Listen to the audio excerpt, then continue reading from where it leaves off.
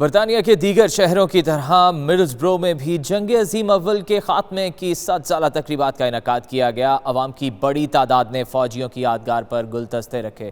دیکھیے ساحر علی کی یہ رپورٹ۔ پہلی جنگ عظیم کے ہیروز کو خراج عقیدت پیش کرنے کے لیے البرٹ پارک کے باہر بڑی تقریب منعقد ہوئی۔ تقریب میں لارڈ میئر، کونسلرز، ریٹائرڈ اور حاضر سروس فوجیوں کی بھرپور شرکت۔ پہلی جنگ عظیم کے ہیروز کو خراج عقیدت پیش کرنے کے لیے 2 منٹ کی خاموشی اختیار کی گئی۔ برطانوی فوج کے دستوں اور ریٹائرڈ فوجیوں کی تنظیم سالویشن آرمی کی طرف سے ہیروز کی یادگار پر سلامی دی گئی۔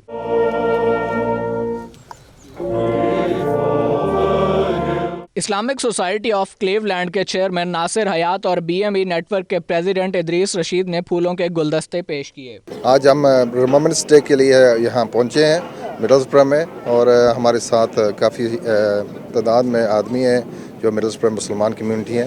آج ہم اسلامک سوسائٹی آف کلیولینڈ کی طرف سے ریپرزینٹ کرنے کے لیے ادھر آئے ہوئے ہیں۔ جو جنگ عظیم میں جو شہداء ہوئے تھے، جنہوں نے اپنی جانوں کا نذرانہ پیش کیا تھا، اس میں مسلمان بھی تھے، سارے تھے، تو ان کے ساتھ یکجہتی کا اظہار کرنے کے لیے جو ہے ہر سال کی طرح عام جو ہے ریممبرنس ڈے میں جو ہے آج ہم ادھر حاضر ہوئے ہیں۔ We here today for the Remembrance Day, remember the fallen in the world wars, and we have come from Stockton-on-Tees, Farouk Azam Master, representing Stockton town itself. یہ دن جو منایا جاتا ہے، یہ پہلی اور دوسری جنگ عظیم میں جو لوگوں نے اپنی جان کے نذرانے پیش کیے تھے، ان کی یاد میں یہ دن منایا جاتا ہے۔ So we're representing the Nigerian community in Teesside, and we are remembering many of our families who have fought in the Great War and in numerous other wars as well.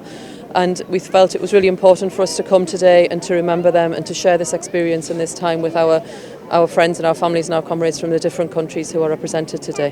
جنگ عظیم میں حصہ لینے والے تمام افراد کی یاد میں آج مڈلسبرو کی کمیونٹی نے اپنی یکجہتی کا اظہار کرتے ہوئے یہاں پر تقریب کا اہتمام کیا، جس کے 100 سال پورے ہونے پر مڈلسبرو میں موجود ایشین کمیونٹی نے اپنی یکجہتی کا اظہار کرتے ہوئے پھولوں کے گلدستے پیش کیے۔